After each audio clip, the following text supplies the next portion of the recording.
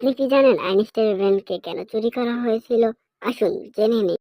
Einstein জানতো যে বিজ্ঞানীরা তার ব্রেনকে নিয়ে রিসার্চ করবে, কিন্তু আইনস্টাইন এটি কখনো চেয়েছিল না। কিন্তু 18 এপ্রিল 1955 সালে তার মৃত্যু হয়। তখনই ডক্টর থমাস তার ব্রেনকে চুরি করে নিয়েছিল। ডক্টর থমাস তার ব্রেনের সঙ্গে সঙ্গে তার চোখকেও বের করে নিয়েছিল।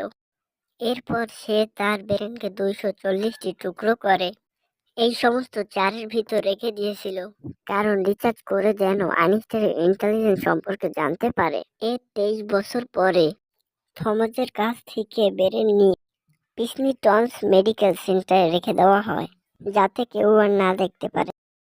আপনি কি জানেন আইনস্টাইনের ব্রেনকে কেন চুরি করা হয়েছিল? আসুন জেনে নিই। আইনস্টাইন জানতো যে বিজ্ঞানীরা তার ব্রেনকে নিয়ে রিসার্চ করবে, কিন্তু আইনস্টাইন এটি কখনো চেয়েছিল না। কিন্তু 18 এপ্রিল 1955